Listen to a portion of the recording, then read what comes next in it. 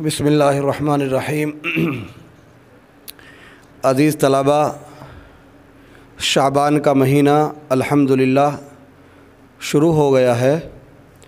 اور سال گزشتہ کی طرح سے امسال بھی آپ لوگوں کا تراویح کے سننے سنانے کا نظام اور اس کی تیاری اور اس کی عملی مشق کا نظام باضابطہ شروع کر دیا گیا ہے۔ اس لیے آپ جو بھی طالب علم تراویح پڑھائے گا، جتنی بھی تراویح پڑھائے گا اور جتنا بھی پارہ پڑھے گا، جو بھی ترتیب آپ لوگوں کی طے کی گئی ہے، آپ بالکل بے باکی کے ساتھ میں بے باکانہ انداز سے اور بے خوف ہو کر کے پڑھے اور یہ سمجھے کہ ہم رمضان کے مہینے میں مسجد کے مصلی پر کھڑے ہو کر کے تراویح پڑھا رہے ہیں۔ اس لیے کبھی کبھی زبان لڑکھڑا جاتی ہے، زبان میں لکنت آ جاتی ہے،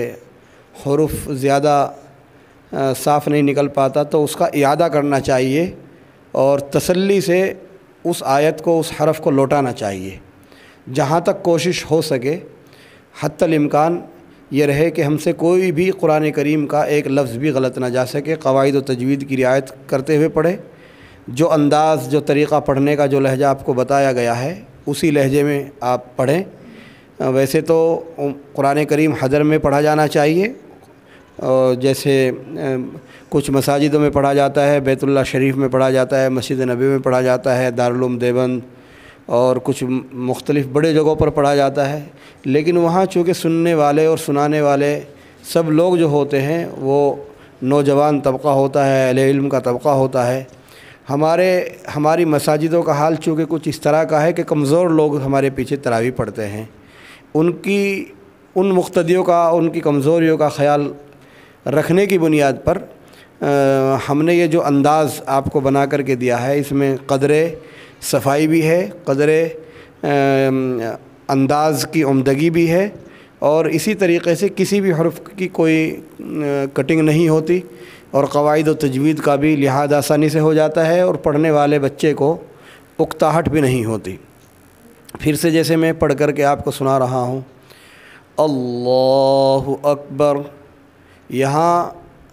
آپ سب سے پہلے تیزی کے ساتھ میں اپنے من میں سبحانک اللہم و بحمدک و تبارک اسمک و تعالی جدک و لا الہ غیرک یہ پڑھ لے۔ اتنا وقفہ ہونا چاہیے۔ پھر اس کے بعد اب قراءت سورہ فاتحہ شروع کرے۔ الحمدللہ رب العالمین الرحمن الرحیم مالک یوم الدین ایاک نعبد و ایاک نستعین اهدنا الصراط المستقیم صراط الذین انعمت علیہم غیر المغضوب علیہم ولا الضالین۔ اب یہ 2 سانسوں میں ہو گئی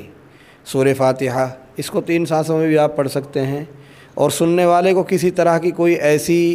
پریشانی محسوس نہیں ہوگی کہ بھئی پڑھنے والا بہت ٹھہر ٹھہر کے پڑھ رہا ہے، یہ تو ہمیں پوری رات کے لیے اسی طریقے سے کھڑا کر کے تھکا دے گا،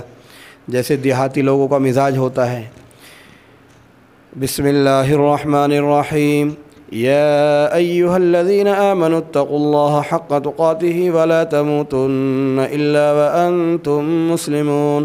واعتصموا بحبل اللہ جميعا ولا تفرقوا واذکروا نعمت اللہ علیکم اذ کنتم اعداء فألف بین قلوبکم فاصبحتم بنعمته اخوانا وكنتم على شفا حفرة من النار فأنقذكم منها كذلك يبين الله لكم آياته لعلكم تهتدون ولتكن منكم أمة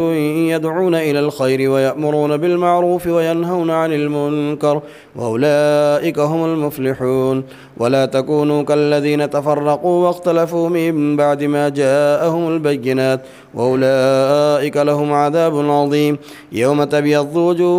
وتسود وجوه فأما الذين اسودت وجوههم أكفرتم بعد إيمانكم فذوقوا العذاب بما كنتم تكفرون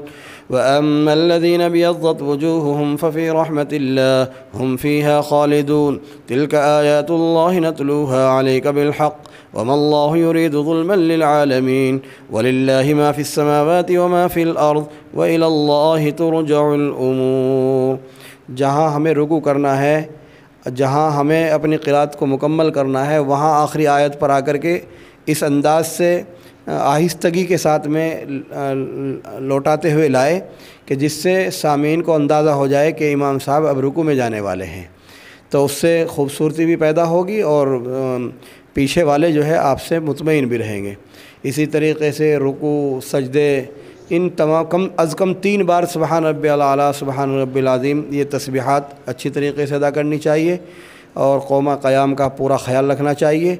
ایسا نہیں کہ بھئی اٹھک بیٹھک ہو کہ ہم بس اوپر یا نیچے، مقتدی اٹھنے نہیں پاتے، ہم مقتدیوں سے پہلے اٹھ جاتے ہیں اور مقتدی جو ہے ہمارے سے پہلے اٹھ جاتے ہیں، تو اس طریقے سے نماز کا کھیل نہ بنائیں۔ یہ خیال کر کے ہم نماز پڑھیں کہ اللہ کی دربار میں کھڑے ہو کر ہم اللہ کی مقدس کتاب اللہ کو سنا رہے ہیں، اور کما حقہ اس کا ہم سے حق ادا نہیں ہو سکتا۔ البتہ جتنی بھی ہم سے کوشش ہو رہی ہے، اے اللہ ہم اچھا پڑھنے کی کوشش کر رہے ہیں اور اچھی طریقے سے نماز ادا کرنے کی کوشش کر رہے ہیں، اور ہر دن اپنی نماز تراویح سے پہلے 2 رکعت نماز صلاۃ الحاجہ کے پڑھنے کا بھی آپ معمول بنائیں، اور 2 رکعت نماز صلاۃ الحاجہ میں اللہ سے دعا مانگے، اے اللہ ہم اس کے حقدار نہیں ہیں، نہ ہم اس کے اہل ہیں کہ اپنی گنہگار زبان سے ہم اللہ کی تیری مقدس کتاب کو پڑھ سکے۔ تیری مدد کے بغیر اور تیرے کرم کے بغیر ہم کچھ نہیں کر سکتے، نہ تیری کتاب کو پڑھ سکتے ہیں، نہ ہمارے اندر اتنی بساط ہے، نہ ہمارے اندر ایسی صلاحیت ہے کہ ہم تیرے قرآن کو تیری مدد کے بغیر پڑھ سکتے ہیں۔ پھر قرآن کریم کی تراویح جیسے ہماری ہر دن پوری ہوتی ہے، تو